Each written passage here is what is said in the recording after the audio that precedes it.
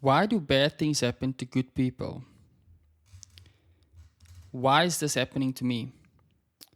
Or what have I done to deserve this? These are but a few of the questions that we ask when we are faced with hard times or tragedy. Although hard times are part of life, we never seem to get used to them.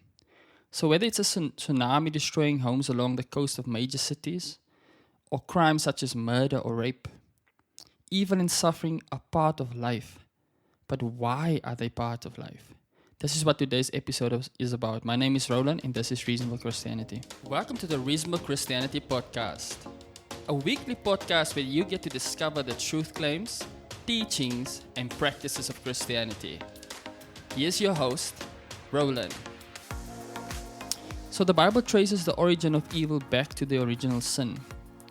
According to 1 John 3 verse 4, everyone who makes a practice of sinning also practices lawlessness. Sin is lawlessness. The reason crime and evil is seen and experienced in the world is because of lawlessness, which is sin. That is also why we experience death and suffering in this world, because we are sinners. For just as sin entered the world through one man and death through sin, and in this way death came to all people because all sinned. Romans 5 verse 12. This brings us to the purpose of this episode. In this episode, we'll be asking the following question. Is sin part of God's eternal plan for His creation?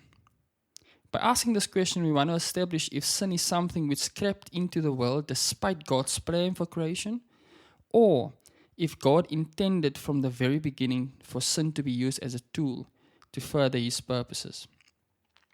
With that being said, in this episode, I will attempt to prove that God is sovereign over all His creation, including the devil and sin, and that sin plays a crucial part in God's advancement of His purposes in displaying His glory in creation. This is a crucially important topic because sin is at the heart of our rebellion against God. Therefore, understanding the sovereignty of God and how it relates to sin has important implications for how we view the role of the devil and the extent of his possible influence over us. Now, before we take a look at evidences from the Bible that affirm God's sovereignty over sin, we must first establish God's sovereignty. This is done in Isaiah 46 verse 8 to 11, and will be affirmed by subsequent scriptures as well. So in Isaiah 46 verse 8 to 11, God is defending His glory as the only true God. And He tells Israel the following. He says, "Remember this and stand firm. Recall it to mind, you transgressors. Remember the former things of old, for I am God, and there is no other. I am God, and there is none like me, declaring the end from the beginning, and from ancient times things not yet done, saying, My counsel shall stand, and I will accomplish all my purpose. Calling a bird of prey from the east, the man of my counsel from a far country. I have spoken, and I will bring it to pass. I have purposed, and I will do it." Now, this scripture teaches us that the very thing that makes God the only true God is the fact that He declares the end from the beginning. It goes on to say that God will accomplish all His purposes. Now, to understand these claims, we must put the second claim, the claim that God will accomplish all His purposes, we have to put that claim into context. If, for example, a man is killed, and I were to ask God why that man was killed, and God answered, "It was not my purpose for that man to be killed," then I would ask, so what was your purpose for that man, God? And if God answered that His purpose was for that man to live, then that would mean that God did not accomplish His purpose in that man's life, which means God would either be a liar or He would be impotent, according to Isaiah 46 verse 8 to 11. However, if Isaiah 46 verse 8 to 11 is true, then the fact that the man is dead means that God purposed it to be that way. And that is why the man was killed, because nothing happens apart from God, from what God purposed to happen. Now let's consider the two claims together. The thing that makes God the only true God is the fact that He determines the end from the beginning. Meaning, whatever happens has been determined to happen by God from before the world was created.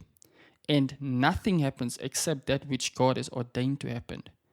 This means God is sovereign, meaning He's in control over everything that happens, and He doesn't plan the future because He knows the future. No, no, no.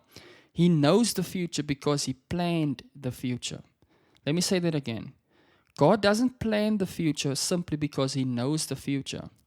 No, He knows the future because He planned the future.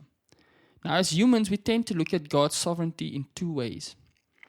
Firstly, there's what God allows to happen, and secondly, there's what God makes happen. So we tend to view the positive things in our lives as God intending and therefore causing those things to happen. In contrast, we view the bad things in our lives as God allowing them to happen. According to Isaiah 46 verse 8 to 11, God doesn't idly stand by and watch His purposes being carried out, but He is actively carrying out His own purposes, saying, I have spoken and I will bring it to pass. I have purposed and I will do it. So whether God is letting something happen or making it happen, the fact remains that He has purposed or ordained it to happen, and therefore He is sovereign over it. I like to think of it like this. If a man is driving a car towards someone without wanting to hit that person with the car, but the man driving doesn't stop the car or turn out of the way, but he doesn't necessarily drive the car intentionally toward the person in the street either, but he just sits passively behind the steering wheel and ends up hitting the person. Tell me, who will be held responsible for the collision? Obviously, the person sitting behind the wheel will be held responsible because although he didn't intend to hit the person or the man in the street, he had the ability to stop the car or evade the pedestrian and therefore is held responsible. So being in control of something isn't only defined by whether you make them happen intentionally, but also by whether or not you have the ability to stop them from happening. Now, God is all-powerful, so He has the power to stop anything at any time if it is not in His purposes. So the fact that sin has entered the world means that God didn't stop it, which can only mean one thing. He ordained it. Think about that. Now, this reality doesn't sit well with a lot of people, and I'm of the opinion that God's sovereignty is the dividing line between being a Christian and not being a Christian. It doesn't always mean that it's easy to accept, but when you hear that God is in control of every single thing that happens in His created universe, it either makes you worship Him or it makes you reject Him. It makes you feel entitled and you start to blame Him for certain things because your expectation of Him is not appropriate, and it doesn't display the relationship between a creature and a creator. Now, the truth of God's sovereignty is apparent throughout the Bible. Ephesians 1 verse 11 teaches us that believers have obtained an inheritance, having been, and don't miss these words, predestined to the purpose of Him who works all things according to the counsel of His will. So the reason that people become Christians, the reason that we are redeemed by Jesus and by God, is because God wills it so. It's in accordance with the counsel of His will. It's not because we are so special, we are so amazing that God died for us on the cross. No, no, no. It's because He decided it by His sovereign counsel, or in accordance with His sovereign counsel. Now consider Amos 3 verse 6 to 7, which says, if a trumpet is blown in a city, will not the people tremble? If a calamity occurs in a city, has not the Lord done it? This is amazing. If a calamity occurs, obviously referring to natural calamities like hurricanes or earthquakes, this proverb is saying that God is ultimately in control of every natural disaster that happens. Okay? So, that also means that we can trust God when these things happen, because that's why Jesus could go and walk on the water and He could quiet the sea, because He has power over nature. And Proverbs 16 verse 9 says, the mind of a man plans his way, but the Lord directs his steps. Then according to Proverbs 19 verse 21, many other plans in a man's heart, but it is the Lord's purpose that prevails. Now obviously when we're speaking about Proverbs, we're not speaking about absolute truths. We are speaking about general realities, okay? So the Proverbs are saying that generally speaking, people make plans, but God ultimately decides what is the outcome. Then one of my favorite demonstrations of God's sovereignty is Proverbs 16 verse 33, which teaches us that the lot is cast into the lap, but its every decision is from the Lord. Now, a lot is what we would consider as dice or any activity based on so-called chance. This last scripture teaches us that there is no such thing as chance. Even the way our dice lands is determined by God. This includes other games of chance like the lotto as well. Now, when we think about probably the most providential event in human history, the birth and life and death of Jesus Christ, the Bible is clear that this was also masterminded by God. Consider what Acts says. For truly this city was gathered together against your holy servant Jesus, whom you anointed. Both Herod and Pontius Pilate, along with the Gentiles and the people of Israel, to do whatever your hand and your plan had predestined to take place. It is important to remember that Herod's mockery, Pilate's expediency, the Gentiles driving the nails, and even the people of Israel shouting, "Crucify him, crucify him," was all sin. Yet the Bible teaches that it was all predestined by God and carried out according to His plan. Now, if the scripture only said that they did whatever God's plan predestined to take place, then we could say that God was a passive participant in the crucifixion of Jesus. But it says to do whatever your hand and your plan had predestined to take place. So God didn't just allow the crucifixion of Jesus. God was ultimately in control of the crucifixion of Jesus. It was God's will for Jesus to be crucified. Okay? Now, most Christians have this picture of God and Satan doing battle over the souls of humans who are caught in the crosshairs. Traditionally, this is what we have been taught, but according to the Bible, this is not completely true. Although the devil opposes God, he is nowhere near the level of God. He remains a creature while God remains the creator. Just like all God's creatures, Satan is subject to the sovereignty of God. The first 2 chapters of the book of Job is a perfect demonstration of God's sovereignty. And I'm going to go just giving a kind of bird's eye view of this. I might do an episode where I dive a little bit deeper into the sovereignty of God or Satan and the sovereignty of God. Now, in the first couple of chapters of the book of Job, it's the account where the angels present themselves before the Lord. Now, Satan came with them, and immediately God addressed Satan, asking him where he had been. And after Satan responds, God directs him towards Job. God says, "Have you considered my servant Job, that there is none like him on the earth, a blameless and upright man, who fears God and turns away from evil?" Normally, this part of the story is skipped, but it is vitally important. Satan wasn't the one who initiated the events that would befall Job. God directed Satan's attention to Job. The account continues with Satan trying to deceive God in verses 9 to 11, and then God giving him approval to go and test Job. This pattern is repeated throughout chapters 1 and 2. All the while, Satan thinks he is getting one over on God while he's actually doing exactly what God wanted him to do. The best way to view Satan's role in relation to God's sovereignty is to think of a chessboard. Imagine for a moment a chessboard with the white pieces as representing the forces of good and the black pieces representing the forces of evil. Now imagine there being only one player making all the moves on the board. That is a true reflection of the sovereignty of God. The devil is just another piece on the board with God making all the moves. Now, if God is sovereign over Satan, then that would obviously mean that Satan's deception of Eve in Genesis 3 was also part of God's plan. So when Satan was tempting Eve, he was again doing exactly what God wanted him to do. Now let's consider Revelation 13 verse 7 to 8. Also it, meaning the beast, was allowed to make war on the saints and conquer them. And authority was given it over every tribe and people and language and nation, and all who dwell on the earth will worship it. Everyone whose name has not been written before the foundation of the world in the book of life of the Lamb who was slain. Now this scripture tells us before the foundation of the world there was a book. Now whether the book was literal or figuratively, we can probably assume it's a figurative book, meaning God has things written in the book in his mind that he knew before the creation of the world. Now, In this book was written the names of everyone who would later become believers, which means God determined who would be saved even before the foundation of the world. The most amazing thing about this book, however, is its name.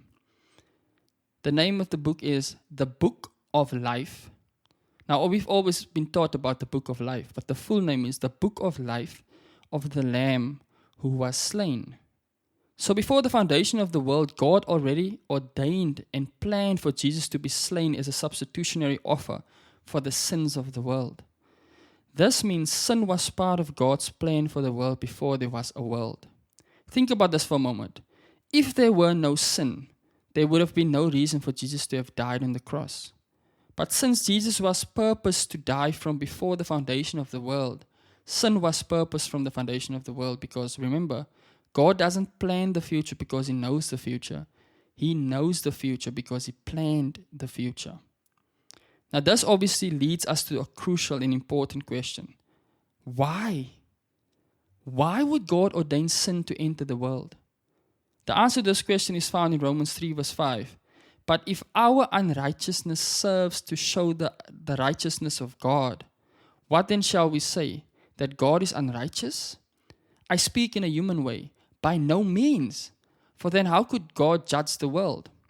Now, although not directly addressed, we see that our unrighteousness serves in showing God's righteousness. This is why God ordained sin to enter the world, so that His glory, that is His abundance in positive and admirable qualities, may be seen by the world. Imagine a street light shining in the day. The light is barely visible. Therefore, we wouldn't appreciate it. However, a street light shining in the night shines at its brightest, and we appreciate and admire it more. It is the same with the glory of God. In a perfect, sinless world, the appreciation of the glory of God would be minimized because people would not be aware of the alternative. However, in a fallen world, the glory of God would be magnified like a light in a dark room. In the face of our selfishness, God's selflessness seems magnified. In the face of our sinfulness, God's holiness and righteousness seems multiplied. In the face of our helplessness, God's strength and power seems amplified. It is like God said to Paul, "My grace is sufficient for you. My power is made perfect in weakness." Furthermore, the Bible teaches that God has always been after a people who pursue Him with their whole heart. One can only make a true choice when one is able to comprehend all alternatives. Adam's relationship with God, while obviously holy, wasn't ideal because he never knew what the alternative was until he sinned. It was only when they sinned and chose God afterwards that they loved God the way God intended, voluntarily. Before sin entered the world, they were holy not necessarily because they wanted to be, but because that was all they knew to be. Now we are holy because we choose and want to be, and that is the kind of devotion God is after. Now, like I said earlier, for a lot of people, this is something hard to understand, that God would ordain evil and suffering to come into the world so that He might display Himself through that evil and suffering. But it's because we have a wrong understanding of why God created us and why God created the world. We think that we exist for our own happiness. We think that God is ultimately and primarily concerned with our happiness, our temporary happiness. But that's not true. God is concerned with displaying His glory because He knows that when we perceive and experience Him for who He is, that's when we get ultimate fulfillment in this life and in the next. So obviously when you have an eternal perspective like God has the ability to allow momentary or temporal suffering to accomplish ultimate joy. We don't have that perspective. So from our perspective, we need to do whatever we can in this moment, make the best choices in this moment to limit and minimize suffering and evil, because we don't know how it will turn out. We don't have the power to influence how it will turn out.